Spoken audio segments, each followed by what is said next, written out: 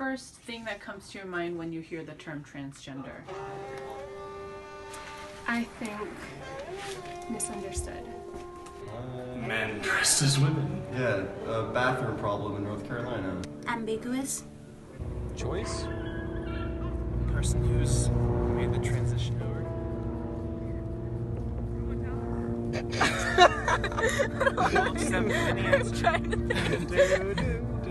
Shut up. Something that's definitely more accepted now than it was a few years ago.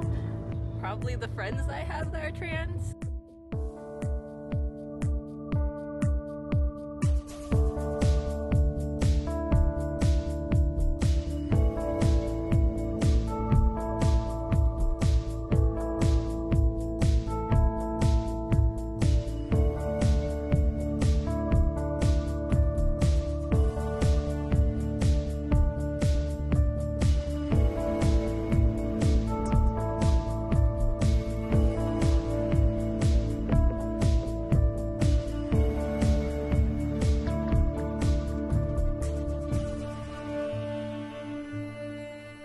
So my favorite pastime is probably dance.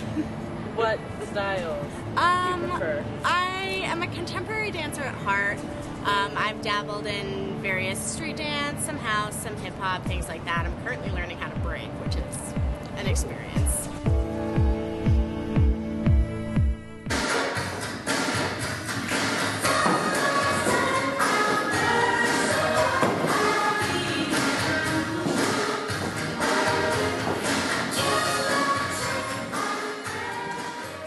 My favorite pastime is just hanging out with people, hanging out with my fiance.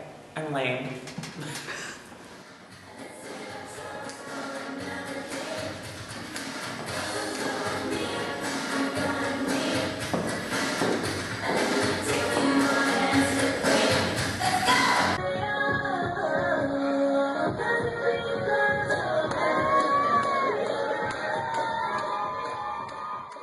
I do watch movies. I watch movies and I just hang out and knit.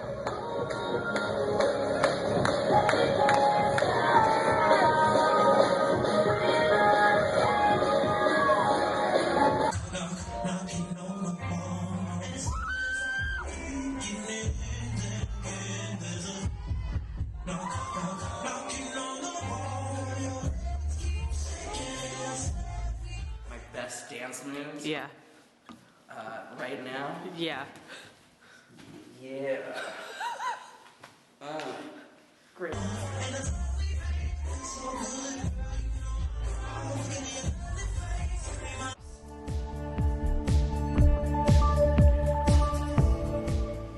The thing I'm most common to forget is actually my lunch. I come to work, get there, it's a 12-hour work shift, like, damn it.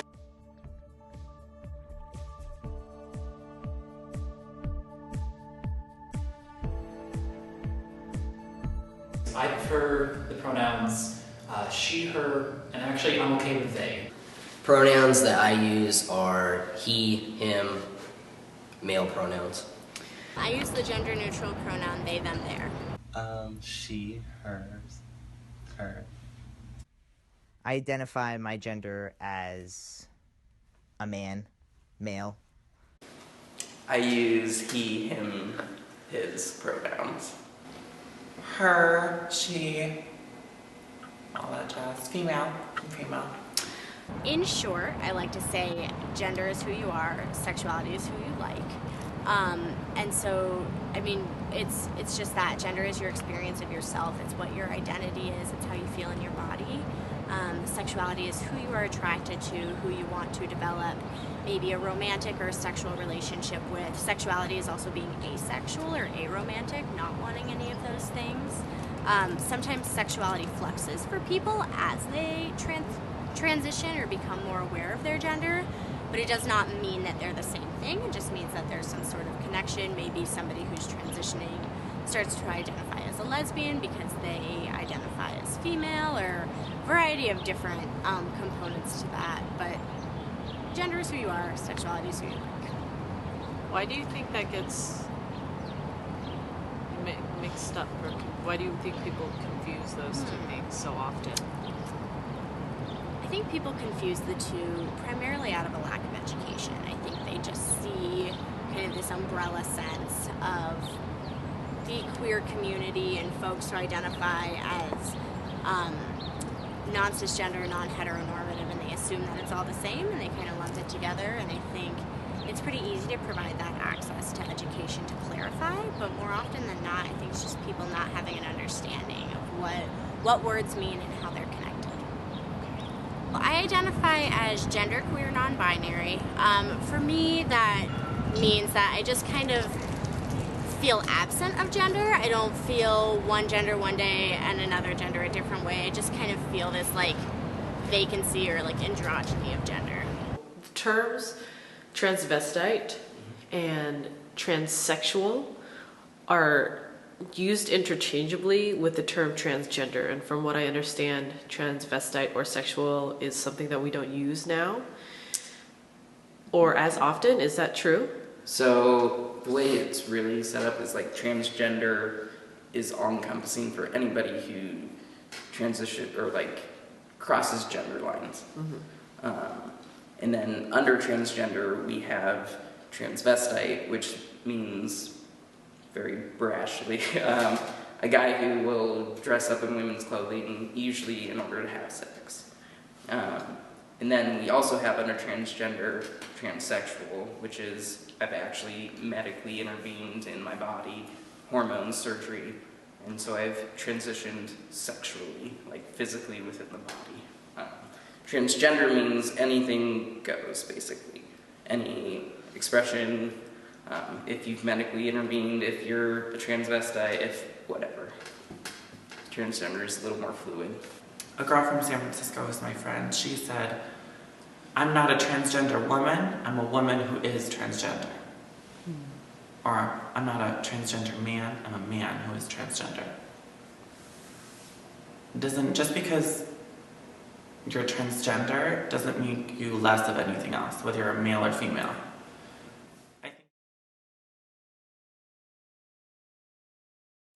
I think with any issue, it's important to talk about,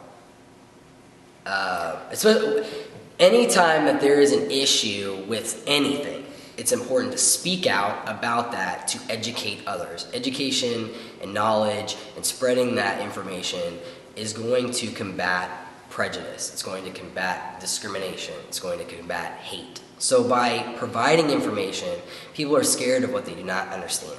And when you can express yourself in a way to tell others about anything, in this case with transgender people, if you talk about transgender people and information and provide information, accurate information about what is going on with transgender people, and people become educated and then they understand, and then that creates open space for people to experience things and to relate to each other. By relating to each other, that just creates a better environment for everyone. I think it's important to talk about the transgender community not only for the people outside the transgender community who can gain knowledge and education and insight. I think it's also important to speak about the transgender community because it's important for those transgender people. It's important for them to know that there are other people out there and that we're talking about things, and that even if it's uncomfortable or if you're uncomfortable, other people are uncomfortable too, and you're not alone. And so I think it's important for both sides of that spectrum. Most of America does not have an actual experience of transgender people. They may have a knowledge of it, but they don't have an experience of it. So, specifically in the Midwest. And a lot of people don't. So, I think that it's important to talk to transgender people in the community and talk about it. Because you have to experience it in order to talk about it correctly. I think it's important to talk about the transgender community because right now things are not where we want them to be. You have so many horror stories of someone going into a therapist or a doctor and they know more than the practitioner.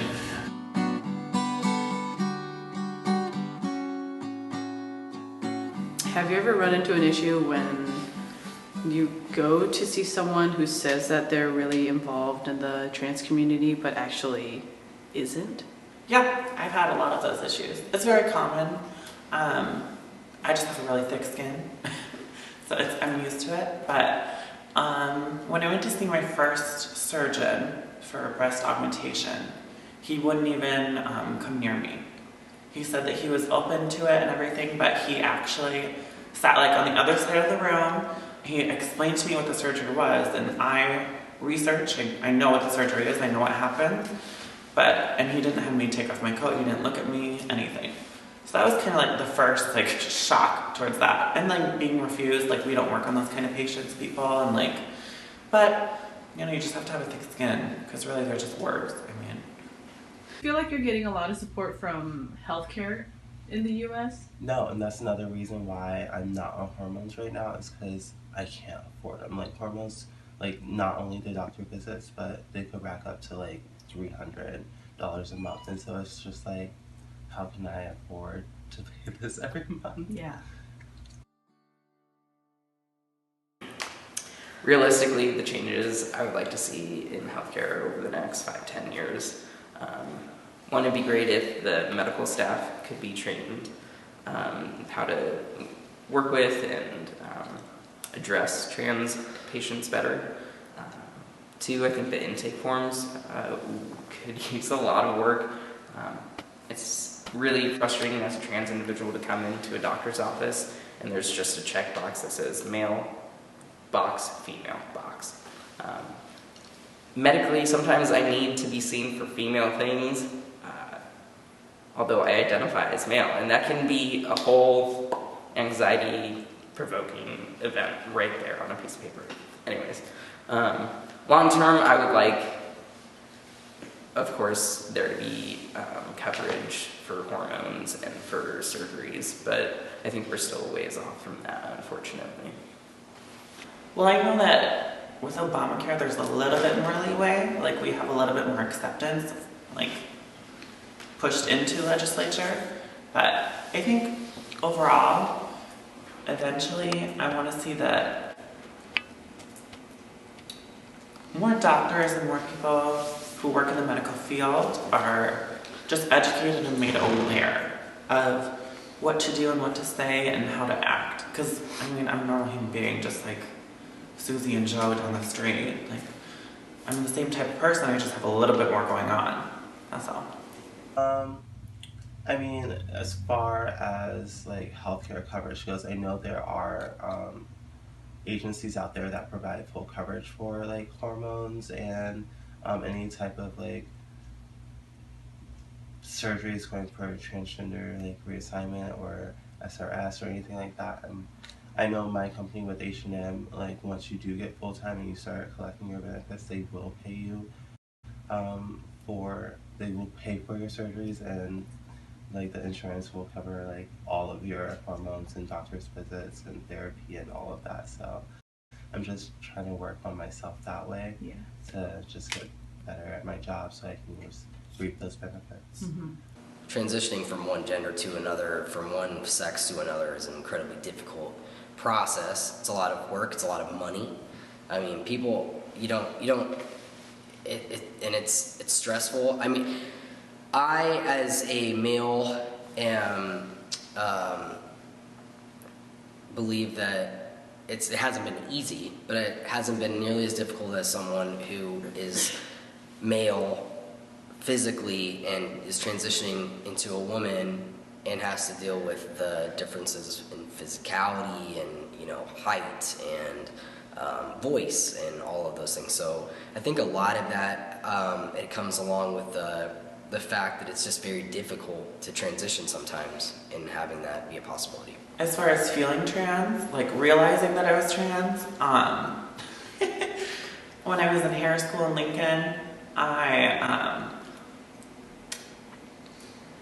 was kind of going through this bout mentally with this man I was seeing at the time, And so I started thinking, and it had always been in the back of my mind that if I was going to transition, I was just copping out. I wasn't man enough. So I was faking it. So, and I finally broke down in the middle of school one day and just went and called up this therapist that I Googled. And then she was the best thing that changed my life after one visit. She said, no, this is who you are. It's okay. You're not copping out. It'd be more of a cop-out to try and be a man than it is to actually be a woman. I have chosen to pursue a doctor and go on taking hormone replacement therapy. And that means that I have to take testosterone every single week as prescribed by my doctor. And right now, the amount has changed throughout my history on hormones. And that's just because I go to my doctor and we go up and down based on my hormone levels and all my other levels that are very important. And I chose to go on hormone replacement therapy because, to me, I was working out and I was trying to achieve a masculine look to better fit my identity. But unfortunately, I just didn't feel like I was getting anywhere, and it wasn't what I wanted, and I knew that I would never fully achieve what I would like unless I was on hormone replacement therapy for myself. So the medical or physical things that I've done to transition include hormones. I've been taking testosterone for about 3 years now. And then I had top surgery about 2.5 years ago.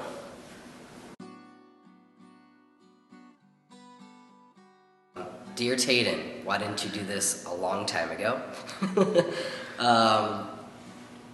I would just probably say that I shouldn't have hesitated for so long and I should have just gone and did it, but it's a hard process. I mean, you have to make sure that you're making the right decisions about yourself. So I would probably tell myself to, be more aware of just the fact that I know who I am and that I knew from the beginning, and I should have just followed that instead of waiting so long. If I had to write a letter to myself when I first came out as trans, the letter would say, take your time. It would say, don't rush.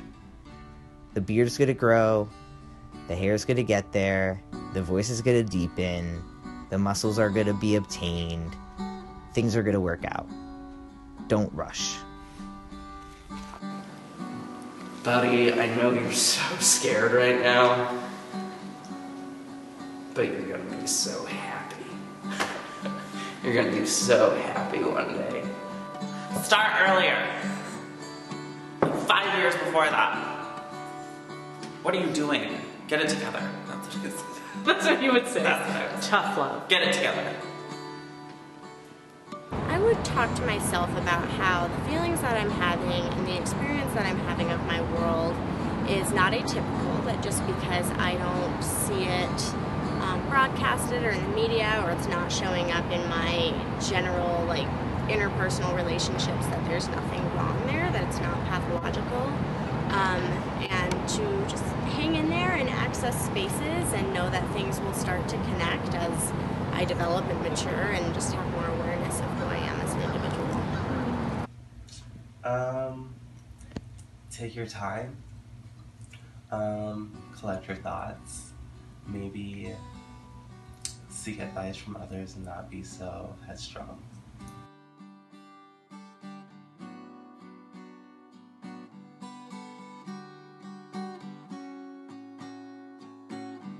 We're amazing, diverse people, and we have things within my community that can change the world drastically.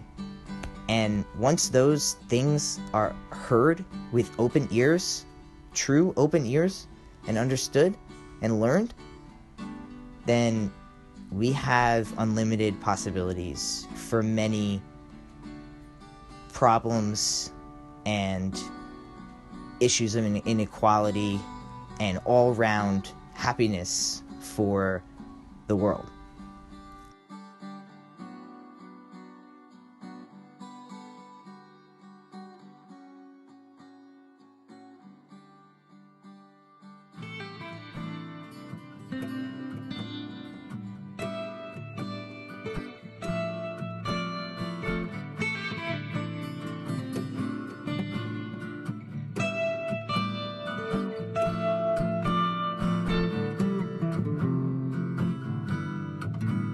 you.